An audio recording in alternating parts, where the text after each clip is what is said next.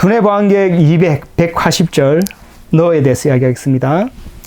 지금까지 이제 과학 철학을 다루었고요. 이제 철학 중에서 인신론을 다루도록 하겠습니다. 주로 데카르트에 대한 이야기를 좀 길게 하고 싶습니다. 데카르트가 매우 중요한 철학자라고 저 스스로 생각해서 그렇습니다. 동근하우님 한번 읽어볼까요? 네. 23살의 데카르트는 모든 과학의 바탕을 찾는 꿈을 꾸었다. 9년이 지나 아우구스티누스 연구자인 베릴 추기경을 만나 새로운 길에 들어섰다. 다시 9년이 지나 이성을 올바르게 이끌어 과학들에서 참말을 얻는 방법 이야기를 프랑스 말로 썼다. 이를 줄여 방법 소설이라 한다. 프랑스 말로 써진 이 책은 프랑스 철학의 시작이 되었다. 그는 자기 생각을 다듬어 제일 철학에 관한 성찰을 냈다. 예, 23살의 데카르트가 이제 자기 일대의 일생 전체를 바쳐서 이루고 싶은 꿈을 가졌습니다. 그래서 모든 학문, 모든 암의 바탕을 찾아내고 싶다. 모든 학문을 할 수 있는 방법을 찾고 싶다. 했고 18년 동안 방황하다가 9년 동안 이제 했던 어떤 작업이 있습니다. 작업이 출판되긴 되는데 미완성으로 끝납니다. 실패했기 때문에. 그래서 그것도 여전히 과학을 하는 어떤 연구 지침 같은 걸 만들고 했었습니다. 실패했고, 그 실패한 뒤에 이제 아우구스티누스 연구자인 베릴 추기경을 만나가지고 어떤 돌파구를 만들었어요. 문제를. 모든 알의 바탕이 되는 것은 이렇다 했고, 그걸 정리해서 9년이 지난 뒤에 정리해서 책을 씁니다. 전체 제목은 이렇습니다. 이성을 올바르게 이끌어 우리의 정신, 우리의 마음, 우리의 합리성을 잘 이끌어서 학문이겠죠. 모든 학문들에서 진실을 얻어내는 방법에 대해서 이야기하겠다. 책이고요. 이 책의 서론격에 해당되는 게 있습니다. 서론이 있고요. 그 다음에 부록 같이 있는 게 그 안에 이제 광학이 들어있고, 굴절광학이라고 그러죠. 기하광학이 들어있고, 기상학이 들어있습니다. 그 다음에 운동학 이렇게 들어있습니다. 천문학 같은 게 들어있었고, 거기 안에 근대 과학의 어떤 씨앗이 될 만한 이론들이 잔뜩 있습니다. 근데 그 이론 앞에 서문을 따로 떼어내서 그걸 방법 소설, 여기 이야기, 디스코스가 이야기인데 어떤 방법 이야기를 우리 한국에서는 방법 소설이라고 번역되어 있습니다. 그러니까 과학의 방법에 대한 어떤 서론이 되겠죠. 그런 책을 썼고요.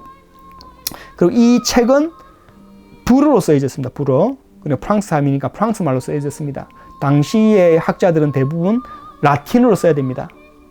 우리 한국 같으면 우리 한국어를 안 쓰고 영어로 글을 써야 되는 거죠. 영어로 글을 써야 발표해야 되는 건데, 또는 한자어로 쓰거나 조선시대처럼 한문으로 써야 되는데, 데카르트는 이걸 불어로 씁니다. 불어로 쓰면서 내가 왜 불어로 쓰냐를 이제 설명합니다. 라틴어로 쓰면 근위 있게 보이고 뭔가 멋있어 보이고 굉장한 걸 하는 것처럼 보여. 하지만 내가 주장하는 것은 겉보기가 아니라 실제 내용이고, 우리 모국어인 프랑스 말을 아는 사람이 누구나 읽어서 이거 보고 진짜 같네라고 하는 것에 나는 만족할래. 그게 정말 중요한 거야. 나는 이성에 호소하고 싶어. 이런 어떤 변호를 하면서 이 책을 쓰게 되고, 그것이 바로 프랑스 철학의 시작이 됩니다. 프랑스 철학이라는 말은 프랑스 사람이 했다고 해서 철학이 되는 거 아니에요. 프랑스 철학이 되려면 프랑스어로 되어 있는 고전이 나와야만 프랑스 철학이 됩니다. 마찬가지로 독일 철학이 독일에 있는 사람이 철학을 했다고 해서 독일 철학이 되는 게 아니고요. 독일어로 되어 있는 철학 고전이 나와야 독일 철학이 시작되는 건데, 이 바로 방법 소설이 주요한 어떤 철학 고전이 되었고, 바로 이것이 불어로 써있기 때문에 이제 프랑스 철학이 시작이 되었습니다. 그리고 이제 프랑스에서는 데카르트가 거의 국학, 나라의 어떤 토대가 된 학문으로 이제 할 정도로 매우 중요한 사람입니다. 자, 그런 뒤에 몇 년 뒤에, 다 4년 정도 지난 뒤에 제일 철학에 관한 성찰을 라틴어로 씁니다. 약간 이제는 자신감 얻어서 쏘로 있는 학자들한테 이제 이 책을 주는 거죠. 라틴어로 써서. 그래서 이제 자기의 어떤 철학 체계를 좀 더 근위 있는 모습으로 만들어냅니다. 나중에 이 책이 또 여전히 불어로 번역됩니다. 프랑스 사람이 불어로 생겨 자기가 이제 어쨌든 이 책을 쓰게 되는데, 오늘은 이제 방법서설과 제일 최강 성찰에 담겨 있는 어떤 근본 사상이랄까, 거기 담겨 있는 철학의 방법 또는 학문의 방법, 진리를 찾는 방법에 대한 이야기, 알을 얻는 방법에 대한 이야기를 좀 요약할 텐데, 기존에 여러분이 알고 있는 이론과 다를 수 있어요. 이거는 제가 어디 다른 데서 읽은 것일 수도 있지만, 제가 또 나름대로 또 철학자잖아요. 인신을 탐구하는 사람이니까 저의 데카르트 연구 결과라고 보시면 되겠습니다. 자, 그 다음 읽어보겠습니다. 데카르트는 자신의 과학 방법을 아우구스티누스에게서 배웠다. 아우구스티누스는 자기를 괴롭히는 물음을 풀려고 하느님은 공간에 퍼져 있지 않다고 생각했다. 그에게 하느님은 순수한 생각이며 모든 참말의 모둠이며 궁극 진리다. 사람 마음은 궁극 진리의 빛 아래 흐릿하고 어렴풋이 새고 헤아린다. 하느님과 사람 마음은 전체와 부분의 관계가 아니라 표준 도량형과 측정 대상의 관계다. 하느님이 모든 참말의 척도라면 사람 마음은 그 척도에 따라 재어지는 생각 덩어리다. 예. 데카르트와 아우구스티누스 관계는 이미 이제 연구가 되어 있습니다.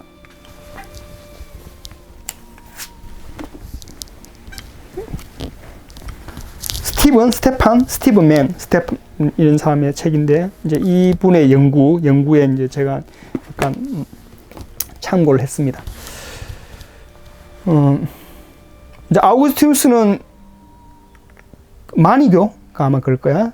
근데 이제 세계는 성각의 싸움이고 뭐 이런 어떤 사상을 갖고 있고, 그 다음에 그 당시에 신플라톤주의라고 있습니다. 신플라톤주의는 이제 그 하나님으로부터 그 모든 만물이 흘러져 나온다라는 어떤 개념이 갖고 있는 어떤 그 철학 체계가 있습니다. 플라토니스는 기독교인이 아니고 어쨌든 플라톤 사상을 당시 이제 고대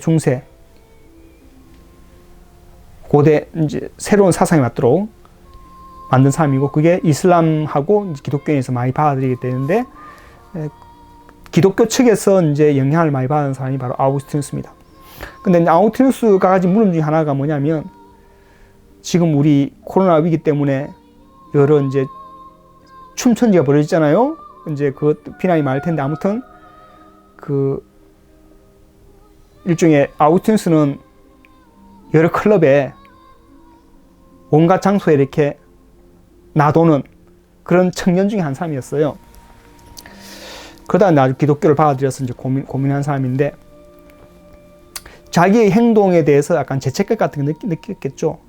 마찬가지로 이제 비트겐슈타인도 그런 게 있죠. 비트겐슈타인도 이제 이 사람이 동성애자였고, 동성애자가 당시에는 이제 알려지면은 굉장히 불미했고 비난거리고 그랬겠죠.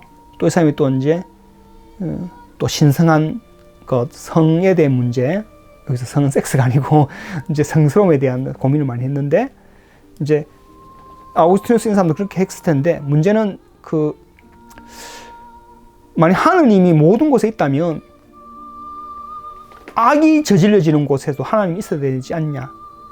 그러니까 성각에 대한 문제, 하느님에 대한 문제를 너무 생각을 많이 했었어요. 악이 자행되고 있는 곳에 있으면 여기 과연 하나님이 있느냐 생각할 수 있잖아요. 맞죠?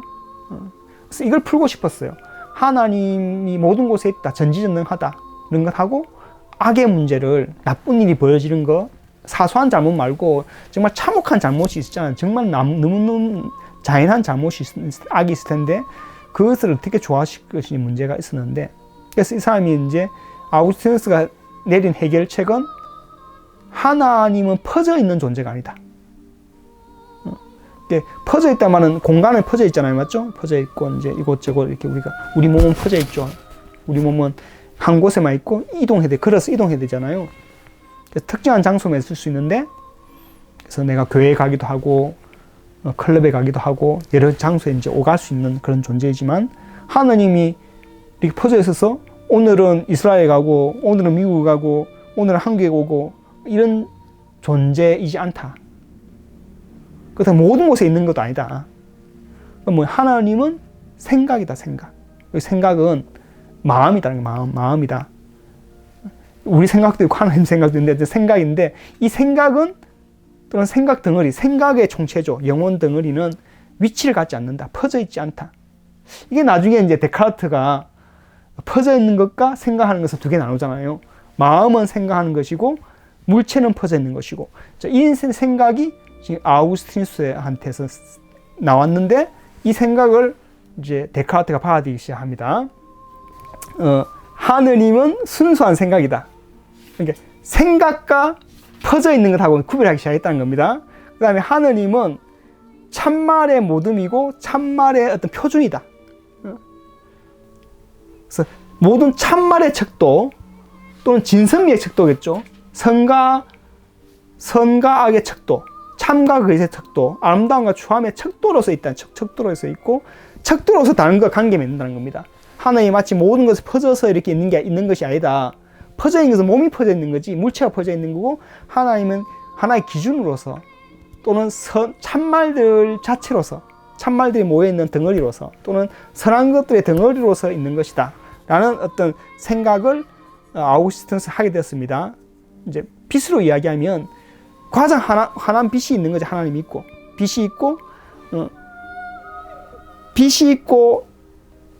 빛이 없는 곳이 어둠이잖아. 어둠의 끝이 이제 악이라 본 겁니다. 마찬가지로 이제 빛이 모든 것에 퍼져 있다는 말을 쓰니까 빛 덩어리가 있고 빛에 따라서 척도 밝기가 척정이 되는 거죠. 척정이 여기 밝기가 좀 더 밝고 얘는 밝기가 좀 어둡고 하듯이 하나님이라는 척도가 있고 이 척도에 따라서 참말, 거짓말이 가려지고 선과 악이 가려진다 이런 생각을 이제 아우구스티누스가 하게 됐는데 바로 이 생각을 데카르트가 딱 받아들이면서 참말을 얻는 방법, 알을 얻는 방법, 과학을 얻는 방법에 대해서 딱 어떤 자기 나름대로의 원칙을 세우게 되었습니다. 자, 그걸 읽어보겠습니다. 데카르트에 따르면 바깥 물체에 대한 얇은 알은 감각 경험으로 정당화되어서는 안 되며 모든 참말의 셈, 곧 하느님으로 정당화되어야 한다. 만일 착한 하느님이 있다면 그 하느님은 내가 밝고 뚜렷하게 생각하는 것을 거짓인 양 나를 속이지 않을 것이다. 이 때문에 내가 밝고 뚜렷하게 생각하는 것은 참이다. 하지만 만일 하느님이 없어서 우리가 받아들이는 믿음이 자연 연쇄의 산물이라면 과학은 튼튼한 바탕 위에 세워질 수 없다. 데카르트는 알을 튼튼한 바탕 위에 세우려면 모든 참말을 완전히 아는 다른 마음이 있어야 한다고 믿었다. 예. 그래서 하느님이라는 용어 때문에 여러분 이게 잘 안 읽힐 텐데 그 이유는 하느님이란 말 나오면 일단 그는 의심해서 봐야 된다는 잘못된 생각을 갖고 있기 때문인 겁니다. 그 생각은 우리의 전체 어떤 사상사, 철학사, 과학사를 이해하는 데 도움이 안 됩니다. 일단 하나님이라는 말 때문에 지금 데카르트가 하려고 하는 말이 뭔지 놓치면 안 됩니다.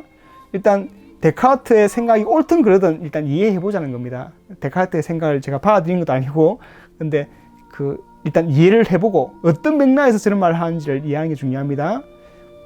모든 진실의 표준이 있다. 이 생각이 먼저 해야 되는 거예요. 알을 추구하려면.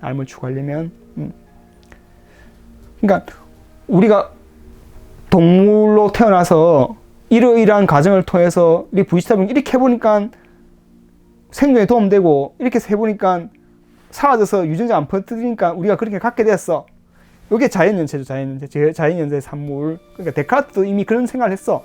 자연에서 일어난 일에 이런 일이 벌어지고 저런 일이 벌어지고 이렇게 생겨서 나온 일들, 우리가 이렇게 뭐가 감각이 빛이 들어와서 우리 눈에 어떤 일이 벌어져서 이것이 신경을 타고 두뇌로 가서 이게 어떻게 돼서 처리해서 이런 생각을 하게 됐어.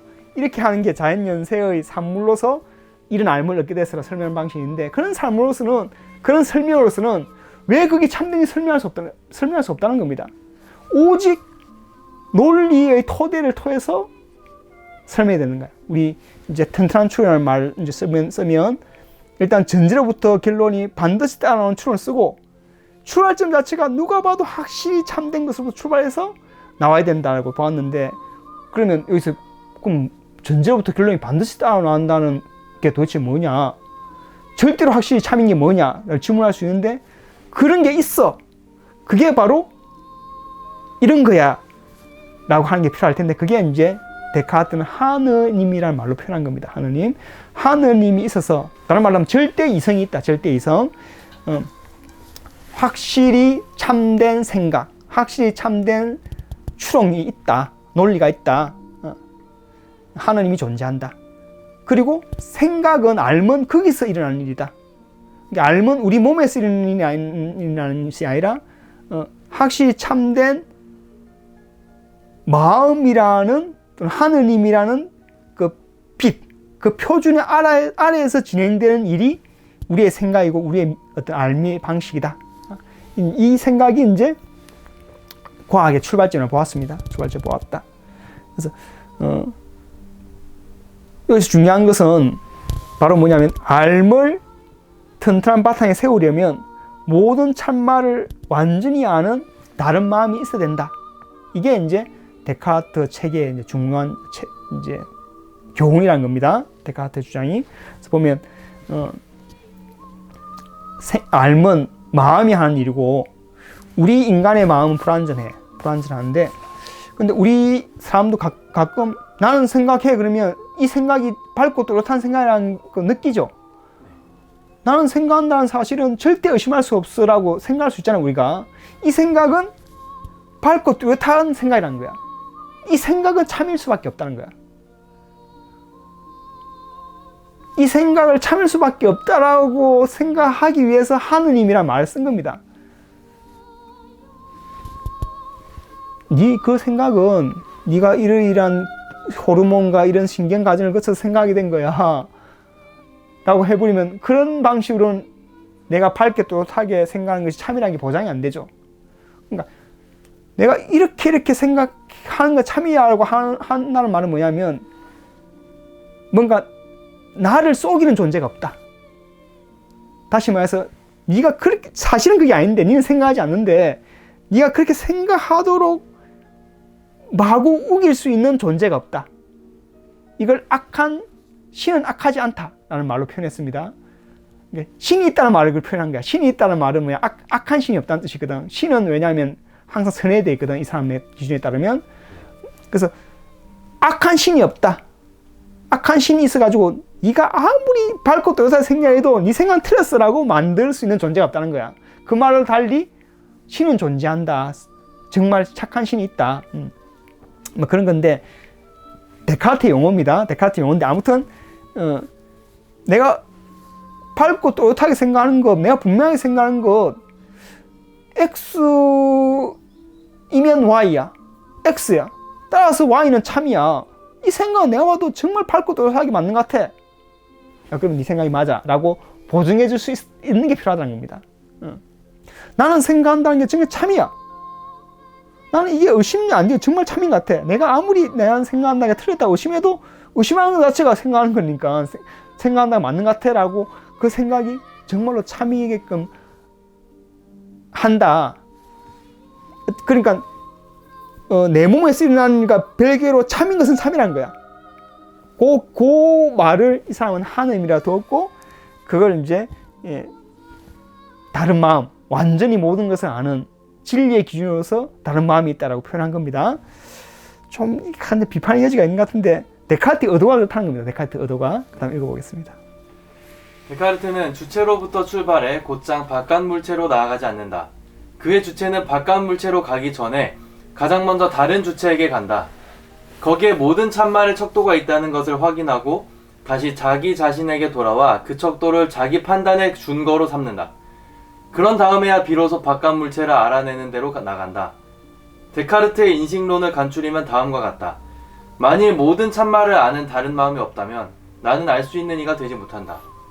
아무튼 데카르트의 이 생각이 지금 오늘날 해도 확실히 참이냐, 받아들일 수 있냐, 이걸 따지지 말고 데카르트가 이런 생각을 했다. 이런 생각을 했는데, 내가 생각한다는 건 정말로 밝고 또렷한 생각이라서 참인 것 같아. 이런 걸 보증하는 것은 이게 거의 하나님도 이렇게 생각할 것 같다는 거예요. 하나님도 하나님이 있어가지고 나는 생각해. 그러니까 나는 존재해. 하나님은 있어. 나는 생각나 참이야라고 생각할 텐데, 거의 이렇게 생각하는 하나님의 생각과 거의 본받은 생각이 나한테 벌어진다는 겁니다. 벌어진다. 만약 그런 존재가 없다면, 그런 존재가 없다. 하나님이든 정신 자체가 없다. 그 모든 육체밖에, 신체밖에 없다. 몸밖에 없다. 그러면 내가 생각한다는 게 참여력이 보증이 안 된다. 대충 이렇게 생각했다 치고, 그래서 다시 요약하면 모든 참말을 아는 다른 마음. 나도 마음이잖아요. 나도 생각하는 마음인데 이 마음 말고 다른 마음이 있어가지고 그는 완전한 마음이고, 이 완전한 마음이 없다면 이 완전한 마음에서 생각하는 것들이 내한테 지금 벌어지고 있는 거잖아. 걔도 참이면 나도 참이 거잖아. 근데 그게 없으면 나도 참이 안 된다는 겁니다. 대충 이런 생각입니다. 이 비슷한 생각 방식이 약간 기독교에 남아있어요. 기독교에 남아있는 것 중에 우리 다산 정약용 선생이 또 기독교를 받아들이잖아요. 사를 받아들여서 이런 당시에 물음이 있죠.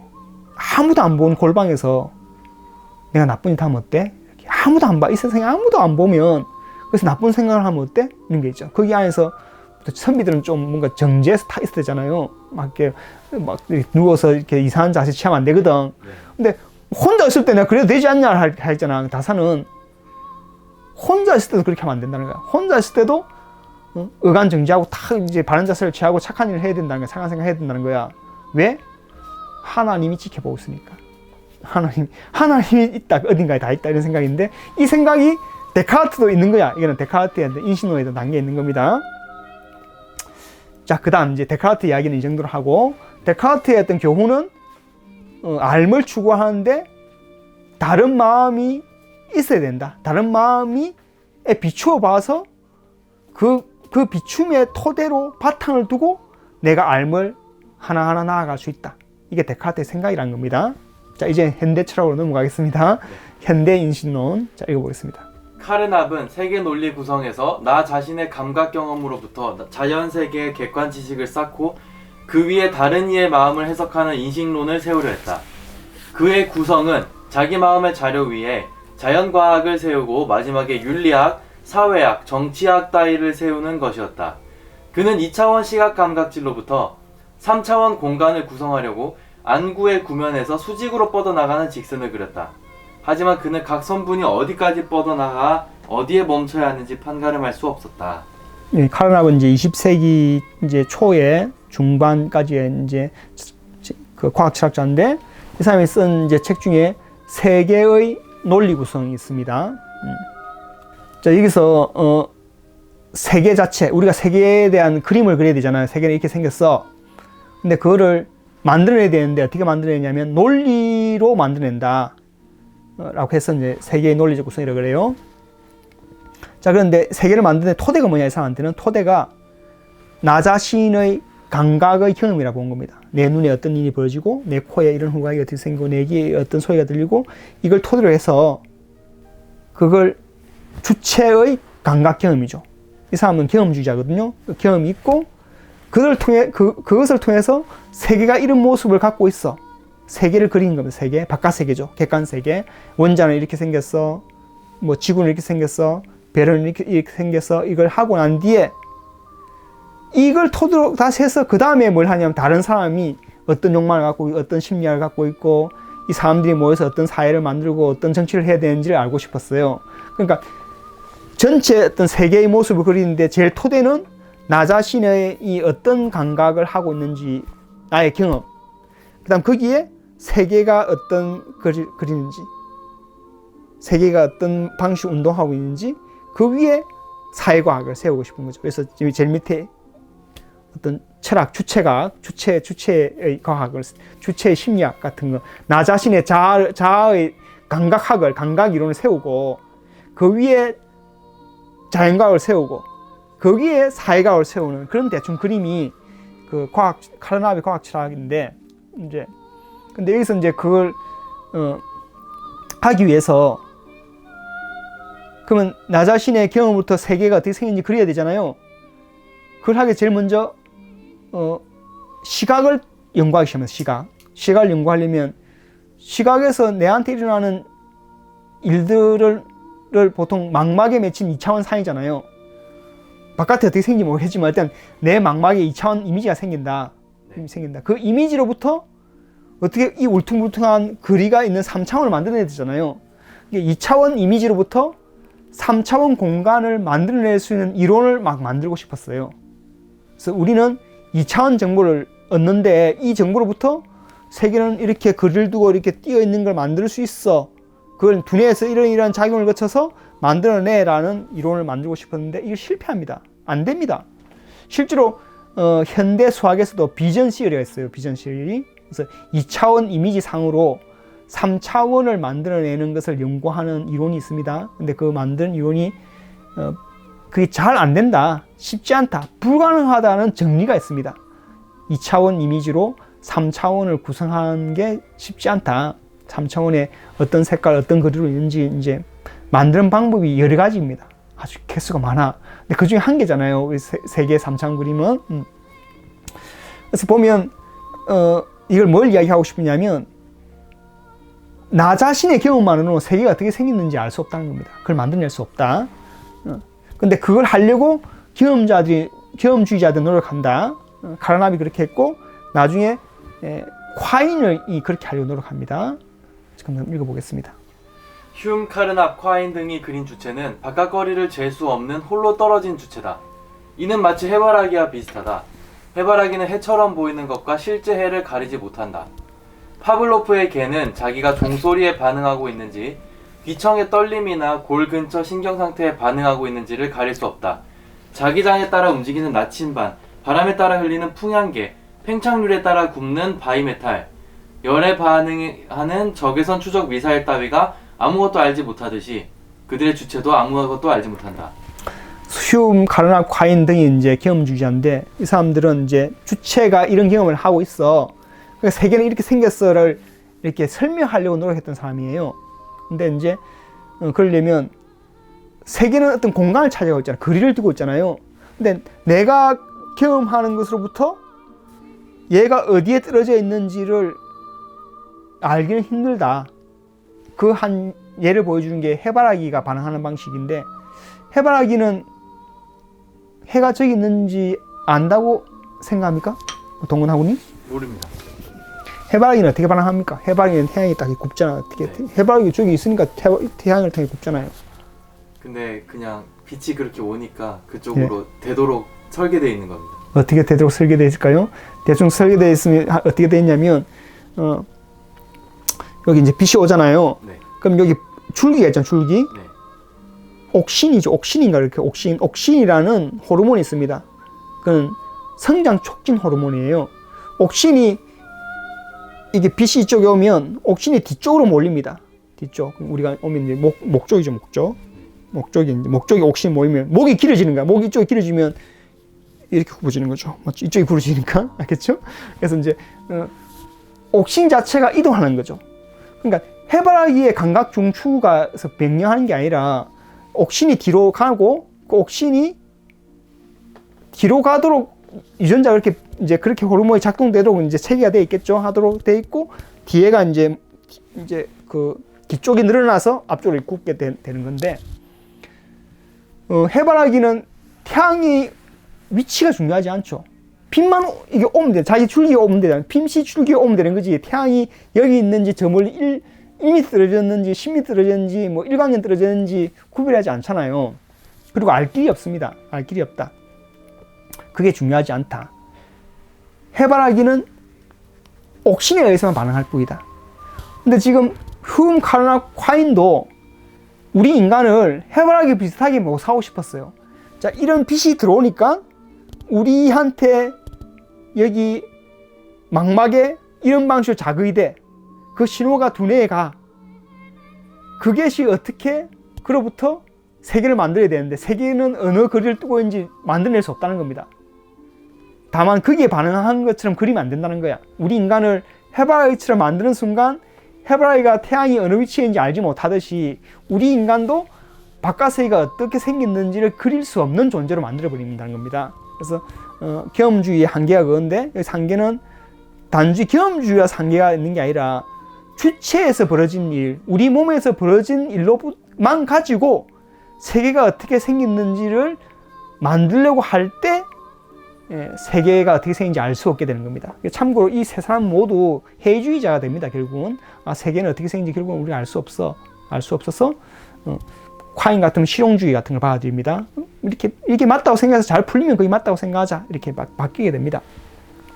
휴먼 회의주의가 되죠. 실제로 우리가 세계에 대한 알면 없어. 그냥 믿음을 가질 뿐이야. 그리고 믿음은 너무 강렬해. 믿음이 더 중요해. 믿음과 욕망이 더 중요해. 이렇게 이제 이론이 가게 됩니다.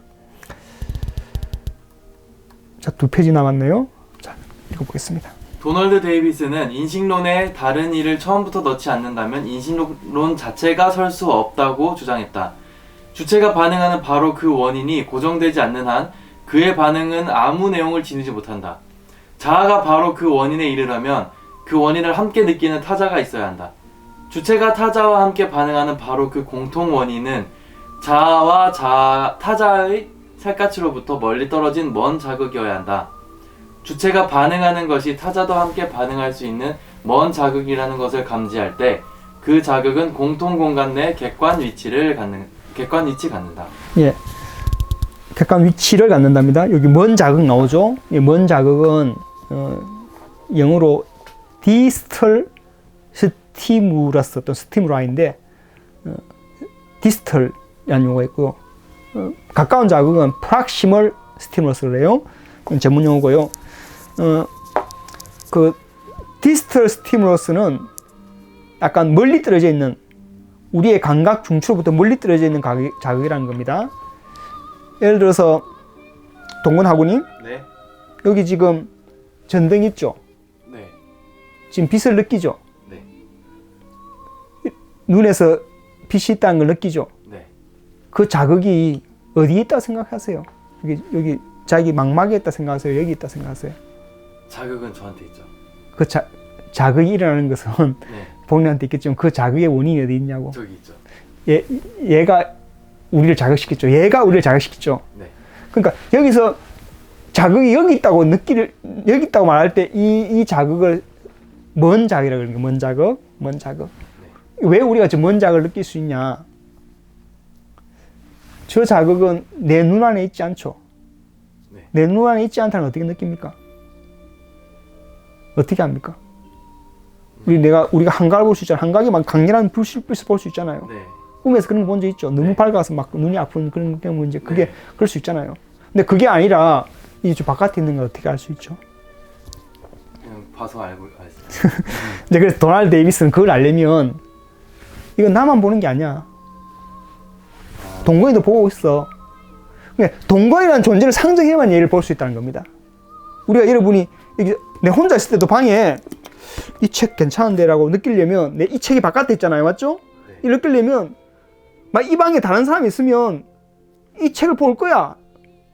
그러니까 다른 사람을 상정해야만 내 몸 바깥에 있는 물체가라는 개념이 성립한다고 본 겁니다. 여러분 실제로 그렇게 교육을 받았죠. 지금까지 항상 다른 사람 때문에 알게 됐잖아요. 우리 어머니를 통해서 어머니라는 다른 사람을 통해서 물체에 대해서 교육을 받았잖아요. 우리는 다른 사람이 있어야만 교육을 당연히 받을 수 있고 그리고 다른 사람을 있다는 걸 우리가 알고 있어야 감지해야만 이 자극들이 사물이 우리 몸 바깥에 있다는 걸 감지할 수 있습니다.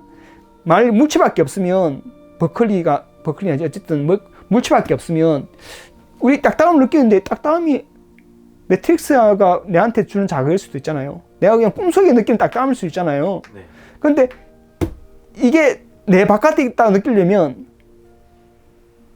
느끼는 존재, 생각하는 존재, 나 말고 다른 생각하는 존재가 있어야 되는 거야. 그러니까 데카르트가 물체들만 가득 있고 내가만 있다고 하면 나는 알 수 있는 존재가 아니야. 근데 물체 말고 나라는 마음이 있고 다른 완전한 마음이 있어.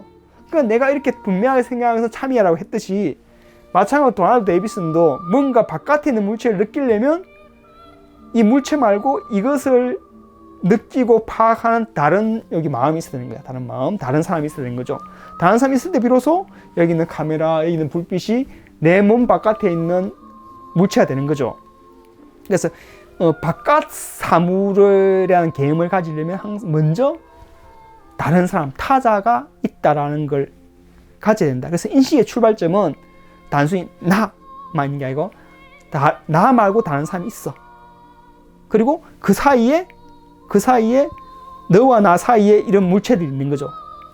너와 나 사이란 말은 너도 아니고 나도 아니고 바깥이 되잖아. 만약에 너도 없다 생각하면 바깥이라는 게 성립 안 되죠. 모든 게 내 아이라 생각하면 돼. 내한테서 벌어지는 일이라고 생각할 수 있잖아. 나의 한각이라 생각할 수 있잖아요. 그런데 나 말고 다른 이가 있다고 생각하는 순간 너와 내 사이, 너와 나는 다른 존재니까 그 다른 존재 사이에 어떤 공간이 생길 텐데 그 공간을 이제 공적 공간, 공공의 공간이 되고 그 공간에 먼 자극을 위치시킬 수 있는 거예요. 먼 자극을 위치시킬 수 있다. 아, 자극은 여기 있구나. 태양은 여기 있구나. 해는 여기 있구나. 별은 저기 있구나. 라고 위치시키면서 세상을 만들어낼 수 있다는 겁니다. 그러니까 앞에 지금 휴움하고 카르납하고 콰인이 빠뜨린 건 뭐냐면 우리 알미 어떻게 가능해? 그걸 오직 우리 몸에서 일어난 일로부터 세계를 만들려고 했기 때문에 실패한 거고 그걸 성공하려면 나 말고 다른 이가 있어. 이 다른 이가 이 세계를 같이 보고 있어. 같이 보고 있으니까 얘가 내 바깥에 이런 위치에 있어. 내한테 이 정도 내가 이 정도 그리고 당신이 이 정도 그리면 삼각작도를 할 수 있잖아요. 삼각작도를 통해서 나로부터 이게 얼마나 멀리 떨어지는지를 알 수 있다. 이런 대충 개념입니다. 자, 마지막 읽어보겠습니다. 제2인칭 타자와 상호작용해 본 적이 없는 주체는 자기 반응에 관계하는 자극을 객관 시공간 안에 위치시킬 앵글 자체를 지니지 못한다. 그들에게는 자기 오류를 감지할 공공공간이 나타나지 않는다. 이 때문에 그들은 거짓 개념뿐만 아니라 참 개념도 가질 수 없다. 참과 거짓, 진상과 허상, 한갓 그렇게 보임과 그러함이 다르다는 것을 헤아리지 못하는 이는 생각할 수조차 없다.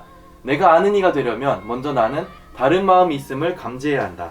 그래서 나 말고 다른 사람을 의식하지 못하는 존재는 객관 공간, 공공의 공간을 느끼지 못하고 공공의 개념을 갖지 못하면 참이다 거짓이다도 갖지 못한다는 겁니다. 이게 있는데 없다고 이야기하거나 없는데 있다고 말하려면 공공공간이 필요하거든요. 공공공간이 없고 모든 게 내 개인의 공간이다. 내 개인의 상상의 공간이고 나 개인의 감각의 공간이라면 그게 참과 거짓이 있을 수 없죠. 모든 게 받아들이면 되잖아. 내 안에 벌어지는 일이야. 근데 이게 내 안에 벌어지는 일이 아니고 바깥에 있는 일인지 아닌지 따지고 싶어. 그때 비로소 참과 거짓의 문제가 생기는 겁니다. 참과 거짓의 문제가 생기려면 나 말고 다른 이가 있어야 된다. 그게 이제 도널드 데이비슨의 생각입니다. 그래서 인식이 가능하려면, 알미 가능하려면 나와 너 사이의 바깥 공간, 이게 동시에 있어야만 알미 가능하다는 거고요. 이런 어떤 관점에 따라서 과학 활동을 해야 되는데, 과학 활동이란 건 단순히 나의 확신만 중요한 것이 아니라 다른 사람의 존재, 다른 사람과 대화하고 나의 생각이 참인지 거짓인지 다른 사람과 끊임없이 대화하는 어떤 이 긴장관계에 통해서 알미 이제 성장한다고 보시면 되겠습니다. 그럼 여기서 도널드 데이비슨과 그 데카르트의 차이는 다른 마음을 데카르트는 완전한 마음으로 두었고 데이비슨은 불완전한 마음들의 공동체를 두었습니다. 그리고 또 데카르트는 절대 확실히 참인 진실, 이게 과학의 목적이라 보았는데 도널드 데이비슨은 참인 믿음, 믿음직한 믿음이 됩니다. 참이라고 상당히 믿어지는, 근데 확실히 100% 참이라는 건 보장이 안 되지만 매우 믿음직한 믿음을 갖는 활동, 공동체 안에서 대화하고 탐구하고 경험함으로써 매우 믿음직한 믿음을 가지려는 활동, 이게 이제 알미 활동이고 인식 활동이다 라고 보는 게 이제 차이점이 되겠습니다. 그러니까 완전한 타자냐 불완전한 타자냐, 그 다음에 타자 한 사람이냐 타자의 공동체냐, 그 다음에 절대 확실한 진실이냐 아니면 매우 믿음직한 믿음이냐의 어떤 차이점이 있는데 이게 차이점이고, 공통점은 어쨌든 나 말고 다른 마음이 있어야만 알미 가능하다. 다른 일을 더 잘 알수록 우리의 알은 성장할 수 있다. 대충 이런 교훈을 얻을 수 있겠습니다. 혹시 질문 있습니까? 없습니다. 예, 배틀에 다 돼서 이제 빨리 끊고 싶은데 두뇌 보안계획 180절 너 강의를 여기서 마치도록 하겠습니다. 안녕.